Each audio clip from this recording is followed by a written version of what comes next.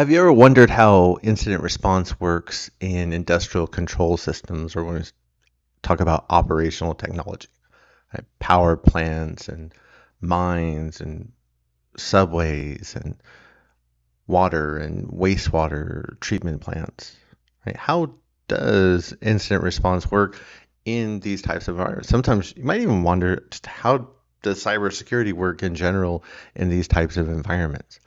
I think Backdoors and Breaches is a incredible resource to be able to help you understand and learn not only how cybersecurity works in these environments, but also how incident response can take place. So I wanted to talk about backdoors and breaches for a couple minutes as far as introducing it to everybody if you're not familiar with it. And then we'll actually jump into one of the game scenarios. And we're going to walk through that just to get an idea of what the cards are there. And then walk through another scenario where you're actually kind of walking through a play session real quickly and at a high level. This is not meant to replace an actual session itself. It's just me talking with you. But Backdoors and Breaches was created by Jason Blanchard over at Black Hills Information Security. I got to meet him at the S4 conference, I think about 2 years ago, and had actually worked with them previously with Backdoors and Breaches when it first had come out, just for general IT cybersecurity. And they were great. The Black Hills team was really great because they had sent a bunch of free decks for my students when I was teaching at Greenville Tech, or also when we had our B-Sides Greenville conferences here in Greenville, South Carolina. So I really appreciate all the work that Jason, the rest of the team, and Black Hills, and of course John Strand, who started Black Hills, and all the work that they've done for the community and making this available as a resource to help people learn cybersecurity and incident response. And so you can see at their main website off of the Black Hills website, blackhillsinfosec.com.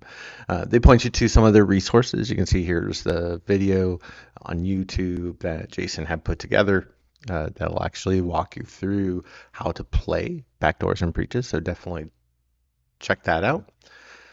And then it gets into a little description. They also have options to be able to play online with others. They have a Discord, and then you can see there's also a competitive version of Backdoors and Breaches that I haven't tried. It sounds a little interesting. Maybe I don't know what not sure if intense is the right word, but I'm not sure how much of maybe a learning exercise it is. I don't get too competitive, so it might not necessarily be a thing for me. But I'd be curious to check it out. And then they also have where you can actually go and take these images and order play mats for use in the real world if you're really, really, really into the game. And this is what Jason had set up at the S4 conference a couple of years ago. And if you're not familiar with the S4, it's kind of like the RSA of the ICS, OT, or the control systems world. So for those that work in cyber in power plants and water treatment facilities and railways and in agriculture, that's our main conference that we go to along with the SANS Internet Storm Center every year, or the SANS ICS Summit every year. So that's the homepage, but I want to go ahead and jump into what the game looks like. So if we go to play.backdoorsandbreaches.com, you can see the page, and it has all these different decks. So there was the core deck, kind of like if you ever played Magic the Gathering, or I'm sure Pokemon, or any other type of card game out there, right? There's usually a core deck, and then you have all these different add-ons or expansions to add more cards to the game. And that's exactly what they've done here. So they have their core deck, and the core deck here, you can see this is going to be focused on IT cybersecurity. And they have all these expansions for that core deck, again, for IT cyber. So you can see there's another big expansion. There's cloud security that they throw in. They work with the folks at Huntress to create an expansion deck. Red Canary. So when we're thinking of things like threat hunting and honey tokens and additional types of incident detection and response, right? All those advanced techniques, they have created those for you. And then there's also, you can see DenSecure and Trimark. So we have all these different options. The really cool thing is you can order these at low cost as physical decks you can get and play in the real world. And I've used these even at my day job. We got decks for everybody and used these one year when we were doing tabletop exercises. You can also see all the cards online for free, which I think is awesome.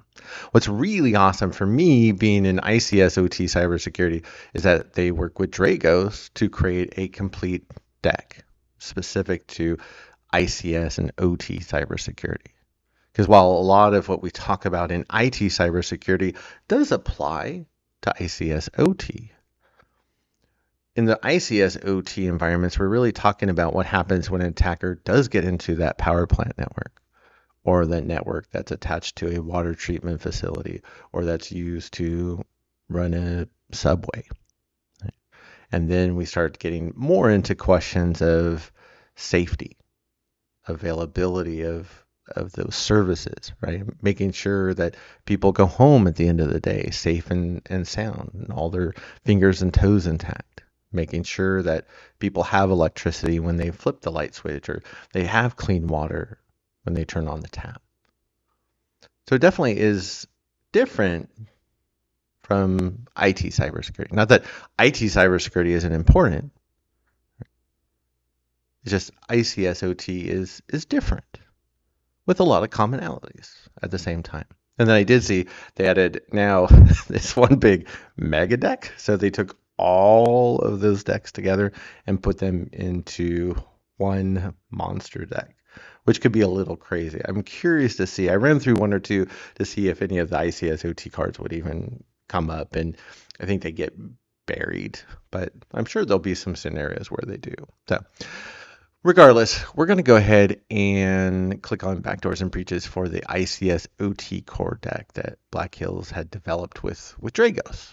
And Dragos is one of the leaders in not only the ICS OT cybersecurity space, but in particular, incident response.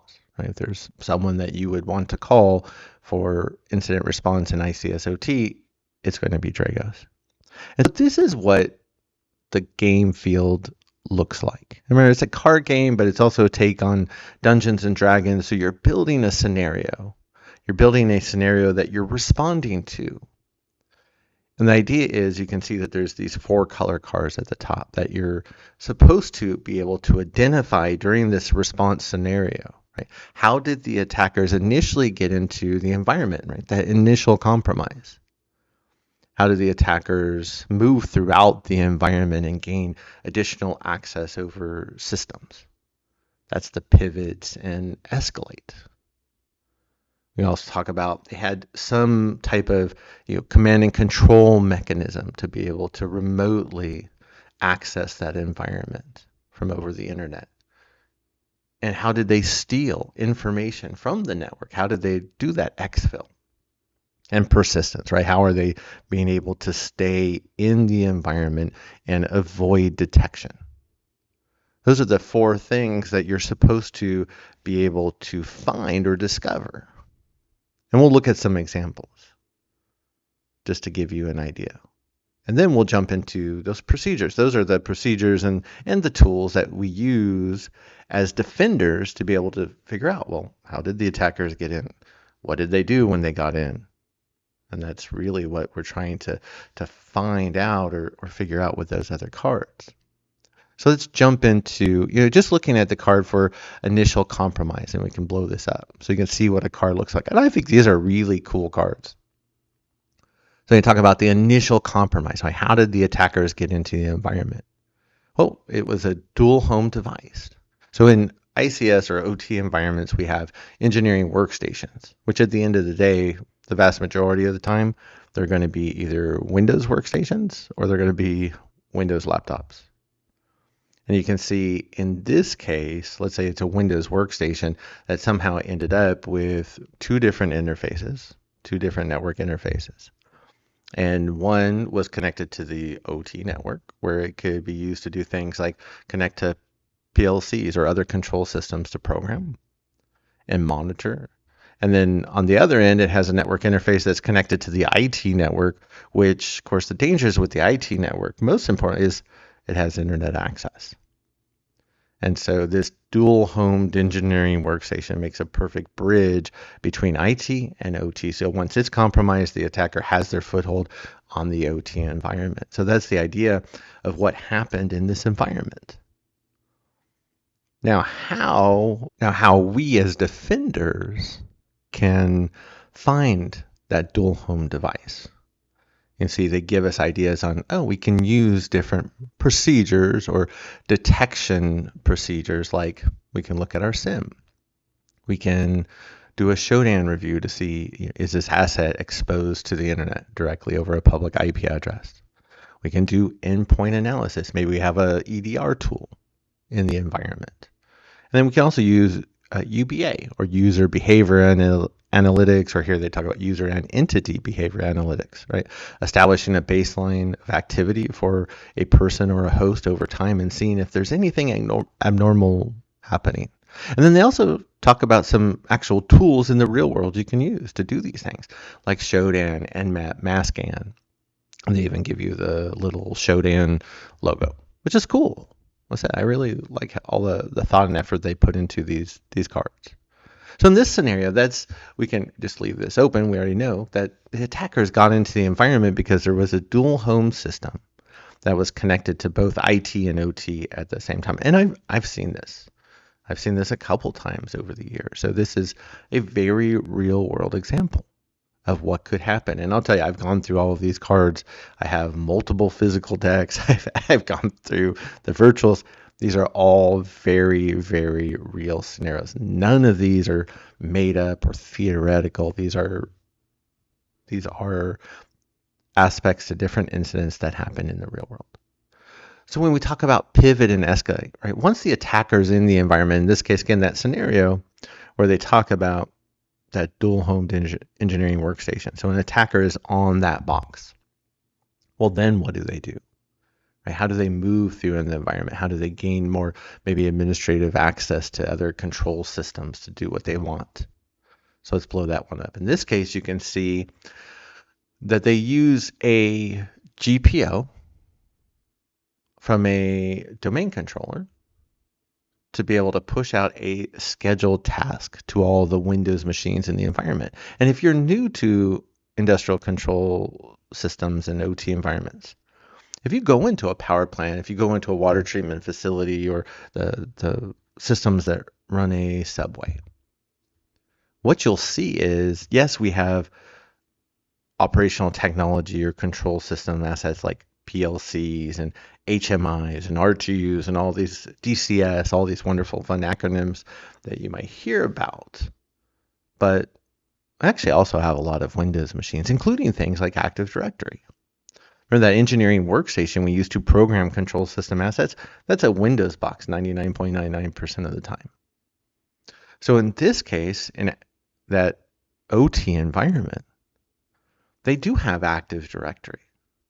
Let's say, in this case, they gain administrative access to Active Directory, and then they use that to create a GPO to go ahead and push out a scheduled task to all of the Windows machines in that environment, which could then, in this case, go ahead and give them administrative control over all of those assets. And there's a number of ways to do that, right? They could create a scheduled task to go ahead and just create a local user account and password and put it in the local administrators group. That would be one way. Or they could create a backdoor listener, and they could use that to connect from machine to machine, and the list goes on and on. Because once you have access to Active Directory and you're able to make changes through GPOs to any asset in the Windows environment for that OT network, it's pretty much game over, at least for those Windows systems. Just remember, once they have control over the Windows environments, they still have to understand what's going on really with the control system assets. And that takes time. That takes a lot of time. And that's where attackers slow down. So we have the ability, we have the chance, we have a window to catch them. So in this case, right, the attackers use Active Directory, which they compromise, to do a GPO push to gain access to all the other Windows systems in the OT network. And maybe IT as well, but we're just focused on OT in this case. Right? So we'll leave that open. And then there's C2 and Exfil, right? So once they're in the environment, right, how are they stealing information? In this case, and this is one where this probably is not the most perfect scenario, right? Because if I'm an attacker and I have control over that engineering workstation and I have control over all of your Windows machines, I'm probably not going to have to sneak data out the door over something like a USB drive, right? I already have a channel through that engineering workstation, and then I can use that to steal data. Now, maybe there's this idea, we say maybe the attackers in this case were concerned that they would be caught if they were extracting data through that channel. And so they want to make sure that they're going to use some type of physical mechanism to be able to take that data outside of the plant environment. And so you could think of, they talk about stories of like evil sock scenarios, or just a USB drive, or maybe you actually were a consultant and you brought your laptop into the environment. In some way, shape, or form, that data is exfiltrated outside of the environment over a physical access or physical type of access, usually a USB drive. That's what we call a transient asset, physically transient asset that comes in and goes out of the environment. So that could definitely be an option. Smartphones are also an option, right? You can bring it in. Maybe you're just plugging it into that engineering workstation to charge your phone, but are you using it to copy off data? Right? That's an option as well. But you can see, so sometimes these don't line up maybe like 100% as you would see maybe in the real world, but it's great to see there's also other paths as well. And again, it's all about learning. And last, we talk about persistence. So how do the attackers make sure that even if, let's say, you discover them on one machine, how do they stay in the environment still? And so they already have some great options, especially with the GPO in Active Directory. You can do a lot of damage with that. But in this case, you can also see, and this is one I've actually seen quite a few times, especially in the engineering world and in control systems, where you actually have a Excel spreadsheet, right, which is still one of the most commonly used engineering applications in the world, bar none, where you have a Excel spreadsheet and there's a macro in there, a malicious macro, that when an engineer or other team member opens up and runs that macro, that it'll go ahead and compromise that system. In this case, you could see, right, it opens up a essential connection to and they mentioned a local command and control proxy. So probably there's something on the local network that's acting as a proxy or as a go-to, kind of a middle point in the middle, asset in the middle, kind of like that engineering workstation.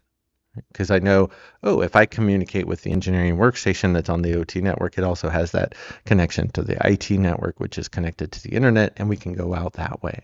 So an attacker out on the internet has that channel in to control that system where the engineer or other team member opened up that malicious Excel spreadsheet. So again, at a high level, that's the idea of that kind of that kill chain. Right, is understanding how attackers get into the environment, what have they been doing since they're there, right? And then really how we can detect, right, a big part of that, right? Are they stealing data, right? Do they have some type of persistence mechanism? So that's a lot of the fun part. So the idea with Backdoors and Breaches is that it's like Dungeons and Dragons, is that you use, right? You build this story. So you have one person that understands what these 4 cards are, and they're the only person that knows, right? They build the story around this incident response scenario. And then you as players, or if you're playing and not playing essentially Dungeons Master or Incident Response Master, you're looking at, well, how do we determine, right? If we don't know what any of these are, oops, oh boy. In fact, actually, let's just do this. We can just reload the page and we get a brand new session, right? So I don't know what any of the attack kill chain is. So the rest of the game is having people attempt to determine what those pieces of the kill chain actually are. And so what you'll see is now you also have these procedures. And you can see established procedures and other procedures. I usually go by, when I talk about established procedures, those are procedures that are well documented in the environment and people are well trained. So these are more likely to succeed, where other procedures, these aren't documented. Somebody kind of might know sort of, kind of how to do this thing, but maybe they don't have any practical experience. So established procedures are going to be much more successful because where part of the Dungeons and Dragons theme comes in is they actually give you this D20 dice. And it always, if you open it up first, it always starts down here. So you got to bring it up. And then you would actually roll the dice. And a lower score, you fail at that attempt. So you don't determine what that initial compromise is, right, that you were investigating. If you roll very high, then you would actually have a success, and then you would understand, right, what actually occurred. If in the scenario it makes sense.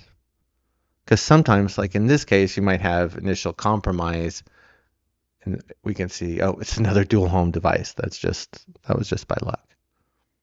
And you can see how is it detected by SIM, Showdown, Endpoint, UBA. And that's not all, but those are the main ones. So if somebody picks a procedure that isn't going to be one of these or doesn't make sense, then they're not going to be able to determine what that initial compromise is, right? Because if they pick something like employee interview, I'm going to sit down and I'm going to talk with different people, like you see operators and engineers and architects in the environment.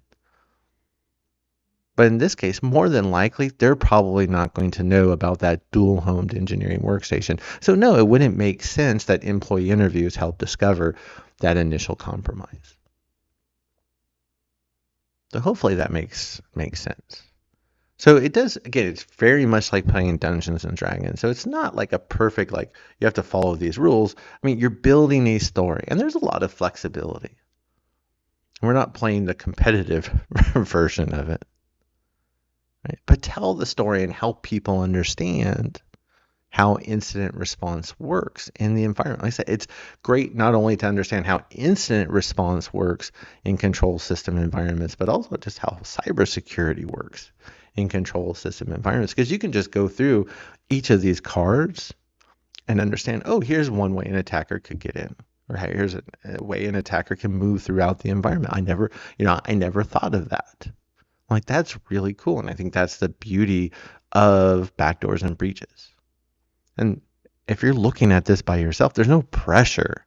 Right? You're not in a group setting, which I think is sometimes people shy away from playing Backdoors and Breaches because they don't want to look stupid in front of other people. I get that. That's that's me. So, I don't want to feel stupid in front of anybody, right? So it's like, oh, well, this way I could just take those cards offline. I can flip through them and understand. And, again, here's an attack vector I never thought about. I'm trying to remember one that I read about when I was first looking at the cards. And this goes back years when they first came out. I think even pre-COVID. And I'm trying to remember what it was. But I was like, oh, you know what? That's great. I never would have thought about that. So, again, that's really the introduction to Backdoors and Breaches. Right? That the whole point is that you start with this scenario, and that it's your job as a incident responder to determine, right? How did the attackers get in? What did they do once they are in the environment? Right? Pivot and escalate. Did they have a C2 channel? So were they able to remotely access and control the environment? Were they stealing data? That's the Exfil component. And then persistence. Did they have some type of mechanism in which to be able to remain in the environment, even maybe after a machine was rebooted, or maybe you found them on one access and you think you kicked them out of the environment, but not so fast. And then you can look through all those procedures, which are those tools. Real quickly, just the last thing that's kind of cool that they added is the injects. So I think most people play, like if you roll a 1 or a 20, like in Dungeons and Dragons, right? That's either really bad if you roll a 1 or really awesome if you hit a 20. So they have these injects. And so these are additional cards. So that way, and these play almost more like Monopoly cards. So some are good, some are bad. And so you can see that, we can blow this up, that in this case, the situation called for the defenders have to function as mediators between the IT and ICS network teams. It's a very common scenario that you go into an environment and the IT team and the OT team, either they hate each other and they just don't get along, or maybe they're just not talking. So the problem is you have to take extra time to be able to translate between IT and ICS or OT, like play mediator. And so that's going to take time. And then so you can see, like for the first couple of turns, right, you have a -1 modifier to your roll. So it makes it harder to do your job. But then eventually you can see, oh, there's this goodwill period, and then you actually get a +1.